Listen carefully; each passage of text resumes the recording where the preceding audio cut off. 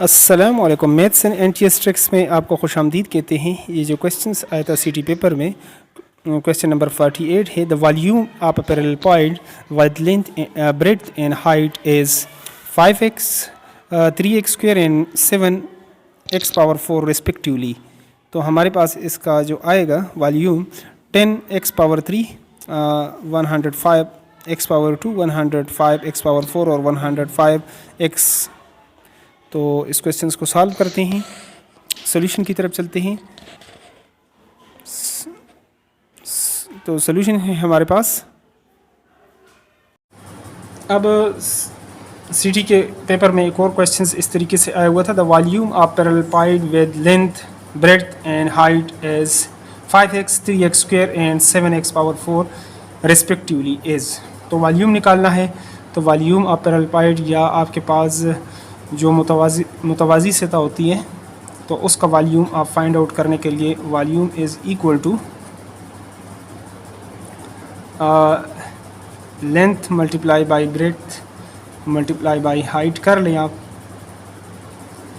तो आपके पास इसका वॉल्यूम। तो यहाँ पर आप देख सकते हैं कि volume of the parallel point is equal to आपके पास लेंथ है 5 मल्टीप्लाई बाई 3x स्क्वायर और इस तरह मल्टीप्लाई बाई 7x। तो यहाँ पर आप कर सकते हैं इसको मल्टीप्लाई, ये जो कांस्टेंट टर्म्स है इसको पहले ले आए। तो 5 into 3 multiply by 7 multiply by 1 ये x और dot x square dot x power 4। इसको एक साथ, वेरिएबल को एक साथ आप लिख सकते हैं। तो 7 ये 21 और 5 21 ज़र 5 5 5 5 दूनी 10 105 हो जाएगा। और बेसिस सेम हो तो पावर जितने भी हैं ऐड हो जाएंगे। बेसिस सेम हो तो एक बेस लेंगे, तो इसका पावर है 1 + 2 + 4। तो इस तरह आपके पास आंसर आ जाएगा 105 इंटू x पावर 7। ये आपके पास इसका आंसर आएगा और यही इसका जो है वो करेक्ट आंसर था।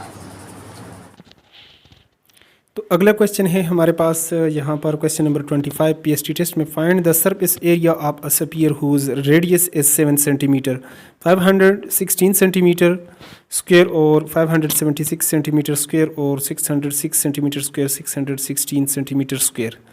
तो चलो सॉल्यूशन की तरफ चलते हैं इस क्वेश्चंस का। अब हमारे पास एक और क्वेश्चंस जो सीटी पेपर में मौजूद था, पीएसटी सीटी में। Find the surface area of a sphere whose radius is 7 centimetre.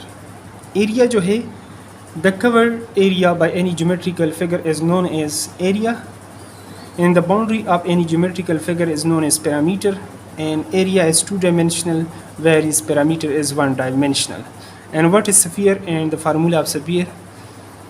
चलो स्टार्ट करते हैं इस इक्वेशन में, इस क्वेश्चंस में, कि आया हम स्फीयर का एरिया कैसे निकालेंगे। तो एज वी नो दैट, जैसा कि हम जानते हैं, area of the sphere is equal to 4πr²। अगर आप निकालना चाहें तो विदाउट फार्मूला भी आप इसको निकाल सकते हैं एरिया को। अब क्वेश्चंस पैदा होता है कि ये 4i इसमें कहाँ से आ गया। स्फीयर का फार्मूला, स्फीयर क्या है? ये जो लुढ़कने वाली चीज़ है उसको आप स्फीयर कह सकते हैं, सर्कल इसको नहीं कह सकते। जो आपके पास गेंद है, ठीक है, फुटबॉल है, ये स्फीयर की एक एग्जांपल है। और 4i इसमें इस वजह से आते हैं कि दायरे में जो सर्कल होता है उसका जो एरिया होता है वो πr² होता है, जबकि इसका 4πr² इसलिए होता है कि इसमें आपके पास 4 सर्कल्स उस लिहाज से बनते हैं, ठीक है। तो एक दायरे में 1 पाई, तो 2 में 2, 3 में 3, 4 में 4।